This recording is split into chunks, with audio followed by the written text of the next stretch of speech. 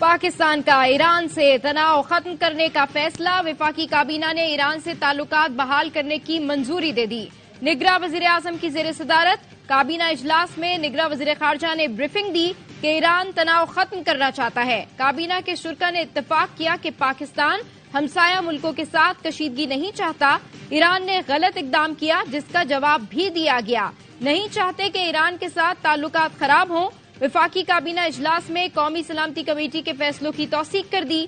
काबीना इजलास से पहले कौमी सलामती कमेटी का इजलास 2 घंटे जारी रहा। आर्मी चीफ समेत मुसल्लह अफवाज के सरबराह शरीक हुए। इजलास में दहशतगर्दी के खात्मे के लिए इंटेलिजेंस बेस्ड कार्रवाइयां जारी रखने पर इत्तेफाक किया गया। पाकिस्तान की सालमियत और खुद मुख्तारी का हर कीमत पर तहफ्फुज करने का इरादा किया गया।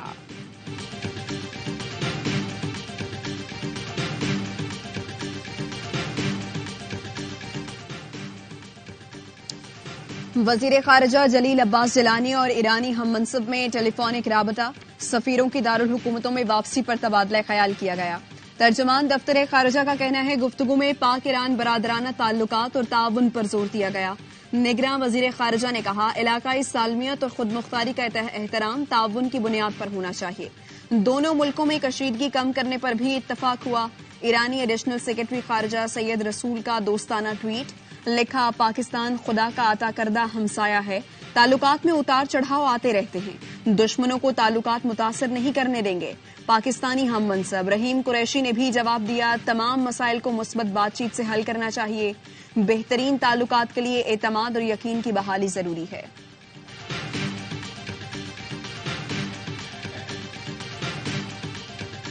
इलेक्शन में भुट्टो की पीपी और जियाउल हक की नून लीग में मुकाबला है। बिलावल भुट्टो के लियाकतपुर जलसे से नून लीग पर तीरों के वार। कहा 3 बार अवाम का खून चूसने वाला 4थी बार वजीर आजम बनना चाहता है। लाहौर के सियासतदानों को पैगाम है, हम डरने वाले नहीं, डट कर मुकाबला करेंगे।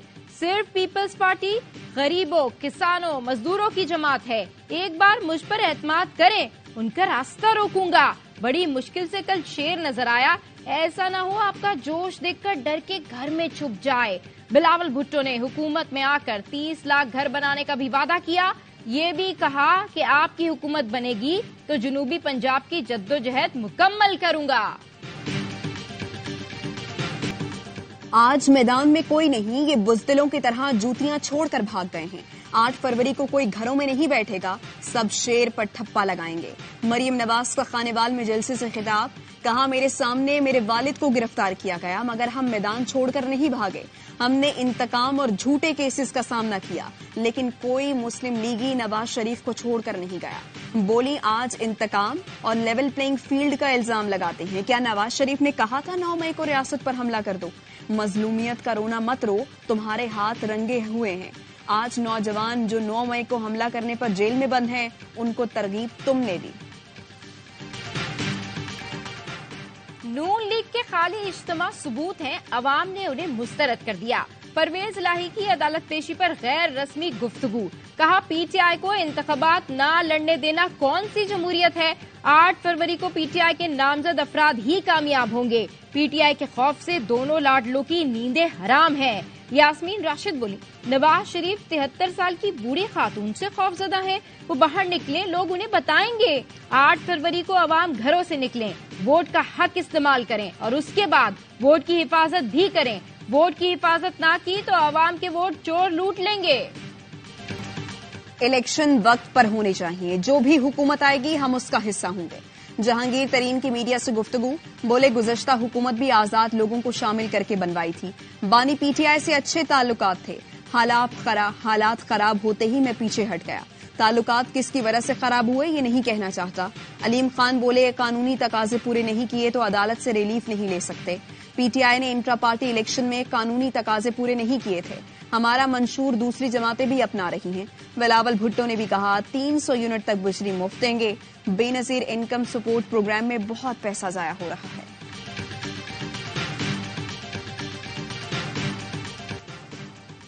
लाहौर में पीपल्स पार्टी के इलेक्शन कैंप पर हमला। नामालूम अफराद ने पेट्रोल बमों से हमला किया।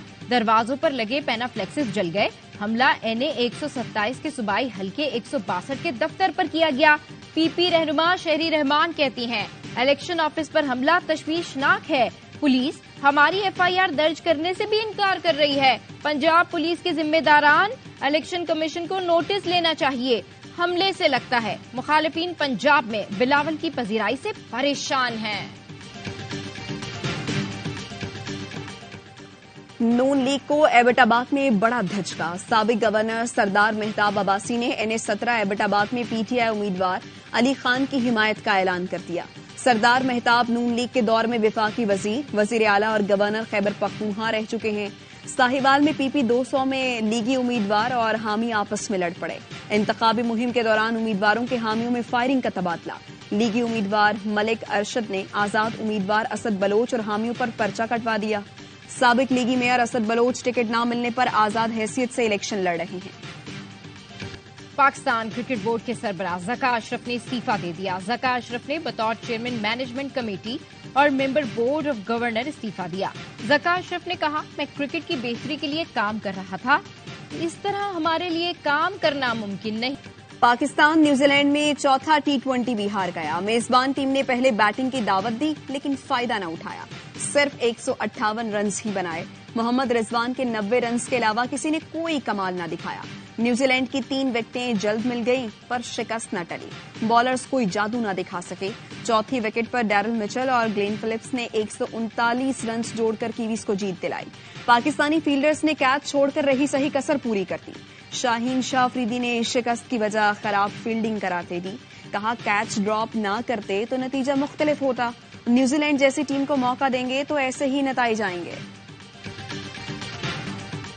मोहम्मद रिजवान ओपनिंग जोड़ी टूटने पर नाखुश। नाकामियों की एक वजह टॉप ऑर्डर में तब्दीली भी करार दे दी। कहा, ओपनिंग तब्दील करने से टीम का नुकसान हुआ है और आगे भी होगा। बाबर आजम और मेरी ओपनिंग अच्छी जा रही थी। बाबर ने बड़े दिल का मुजाहिरा करके अपनी जगह छोड़ दी।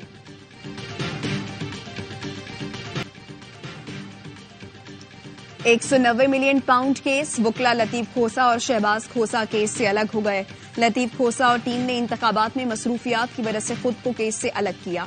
लतीफ खोसा आम इंतखाबात में कौमी असम्बली के लिए PTI के उम्मीदवार हैं। केस में लतीफ खोसा की जगह अली जफर बानी PTI की वकालत करेंगे। जराए का कहना है, बानी PTI ने लतीफ खोसा को केस से अलग होने की कोई हिदायत नहीं दी। तोशाखाना केस में सरदार शहबाज खोसा बानी PTI की वकालत जारी रखेंगे। जेल में साइफर ट्रायल कलअदम करार देने का फैसला सुप्रीम कोर्ट में चैलेंज। इस्लामाबाद हाई कोर्ट का फैसला वफाकी हुकूमत ने चैलेंज किया। मौकिफ अपनाया, हाई कोर्ट ने हकायक का दुरुस्त जायजा नहीं लिया। हाई कोर्ट के पास खुसूसी अदालत की हैसियत खत्म करने का इख्तियार नहीं। दरखास्त में बानी PTI, DG, FIA, IG chief commissioner Islamabad को फरीक बनाया गया। इस्लामाबाद हाई कोर्ट ने बुशरा बीबी निकाह केस में गवाहों के बयानात रिकॉर्ड करने से रोक दिया। बानी PTI की दरखास्त पर खबर मानिका को नोटिस। अदालत ने पूछा, अमूमी तौर पर इद्दत का दौरानिया कितना होता है। बानी PTI के वकील सलमान अकरम राजा ने बताया, इद्दत की मुद्दत से मुताल्लिक सुप्रीम कोर्ट का फैसला मौजूद है। उनके बयान को भी मान लिया जाए तो 48 दिन बाद निकाह हुआ। इस जजमेंट के होते हुए कंप्लेंट सिरे से बनती ही नहीं। समाअत 25 जनवरी तक मुलतवी।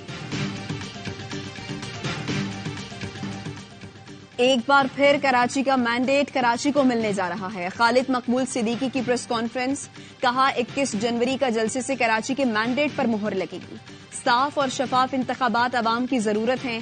गुज़श्ता चंद माह के जलसों में कराची वालों की राय मौजूद रही। कराची और शहरी सिंध के अवाम का हक है कि उनकी राय, वोट और मैंडेट जो वो दें वही सामने आए। के इलेक्ट्रिक को मजीद 20 साल कराची में रहने का परवाना मिल गया। के इलेक्ट्रिक को बिजली तकसीम का नया लाइसेंस जारी। नेपरा के मुताबिक के इलेक्ट्रिक को बिजली तकसीम का लाइसेंस 18 जनवरी 2044 तक जारी किया गया। 6 माह की अबूरी तौसी की मुद्दत आज पूरी हो रही थी। जराए के मुताबिक सार्फिन, सनतकारों, कारोबारी तंजीमों ने लाइसेंस तजदीद की मुखालफत की थी। के इलेक्ट्रिक की लेबर यूनियन और आबाद ने भी लाइसेंस तजदीद की मुखालफत की थी। आर्मी चीफ के एक्शन ने भारतीय नेटवर्क बेनकाब कर दिया। बलोच खवातीन का भारत में तैयार होने वाला ड्रामा फ्लॉप हो गया। निगरान वज़ीर इत्तलात बलोचिस्तान जान अचकज़ई कहते हैं, पूरी कौम खास तौर पर अहले बलोचिस्तान उनके तहे दिल से शुक्रगुजार हैं। महारंग चंद लोगों से मिलकर बलोच खवातीन को गुमराह कर रही थी। इस्लामाबाद में बैठे नाम नेहाद दानिशवरों का ख्याल था पाकिस्तान का तशख्खुस खराब करेंगे, मगर इन मीर जाफरों को मुंह की खाना पड़ी।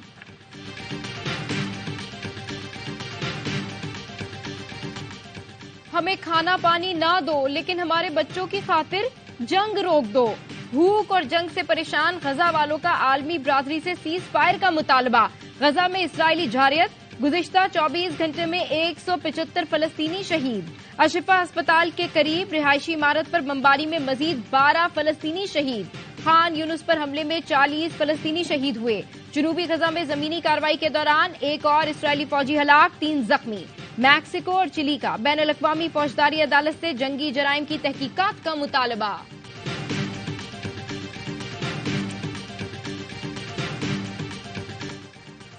लापता इजरायलियों की तलाश में सेहूनी फोर्सेस ने हर हद पार कर दी। खान यूनिस में शहीद फलस्तीनियों की कब्रें मिस्मार कर दी। शहीदों के जसद खाकी कब्रों से निकाल कर ले गए। इजरायली फौज ने खान यूनिस के कब्रिस्तान में कब्रों की बेहुरमती का एतराफ कर दिया। कराची के तलबा को इम्तहानी साल जाया होने का खौफ सताने लगा। फेल किए गए तलबा स्क्रूटनी के लिए इंटर बोर्ड ऑफिस पहुंच गए। बोर्ड ऑफिस के बाहर एहतजाज, कॉपियों की जांच पड़ताल में अमले पर गफलत का इल्जाम लगा दिया। बच्चों के वालिदैन का कहना है मैट्रिक के पोजीशन होल्डर इंटर में कैसे फेल हो गए। तलबा और वालिदैन का स्क्रूटनी की फीस खत्म करने का मुतालबा। तलबा के एहतजाज के बाद महकमा तालीम ने 6 रुकनी फैक्ट फाइंडिंग कमेटी बना दी, जो 1 हफ्ते में रिपोर्ट जमा कराएगी। पीपल्स पार्टी ने तमाम इम्तिहानी बोर्ड्स पर कब्जा कर रखा है। अंदरूनी सिंध से यहां पर ट्रांसफर किए जा रहे हैं। कराची के बच्चों के इंटरमीडिएट में परसेंटेज कम करके उन्हें पीछे किया जा रहा है। अमीर जमात इस्लामी कराची हाफिज ने मुरहमान का मामले की अदालती तहकीकात का मुतालबा। पीपी पर तनकीद, कहा आसिफ जरदारी सिंध में कोई एक अस्पताल बताएं जहां वो अपने खानदान का इलाज करवाते हों। सिंध में सेहत का बजट 212 अरब रुपए है, लेकिन इसका बड़ा हिस्सा आवाम पर नहीं लग रहा।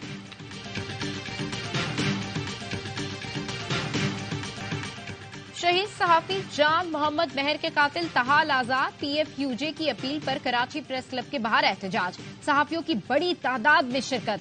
सहाफी रहनुमाओं का कहना था यकीन दहानियों के बावजूद जान मोहम्मद के कातिल गिरफ्तार नहीं किए जा सके। हुकूमत सहाफियों के तहफ्फुज़ में नाकाम हो गई है। सहाफियों को मुआशी कत्लेआम का निशाना भी बनाया जा रहा है। आजादी इजहार पर कतगन लगा दी गई।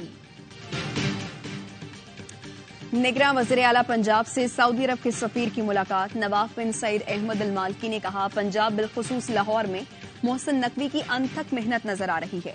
कई शहर तरक्याती मंसूबों की तकमील से पहले से ज्यादा खूबसूरत नजर आ रहे हैं।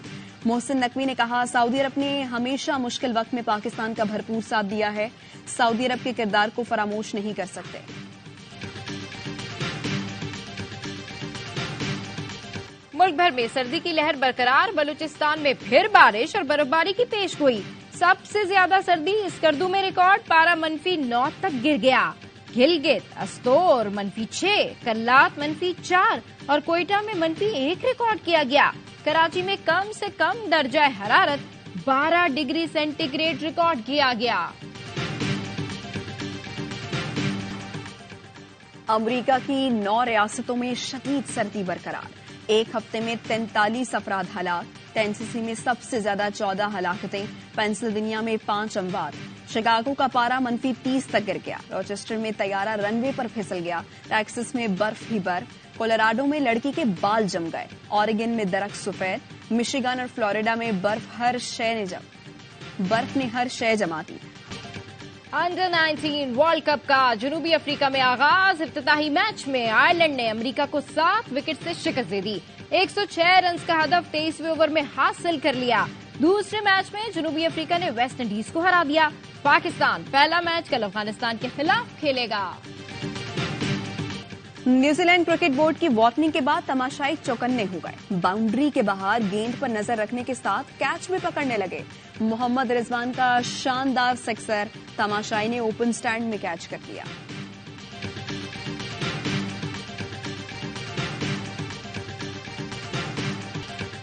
और बेमिसाल सुर, ताल और मशहूर कुन आवाज गुलकारा महनाज बेगम को मद्दाहों से बिछड़े 11 बरस बीत गए। 2500 से ज्यादा नगमात और गजलों को अपनी दिलकश आवाज से सजाया था।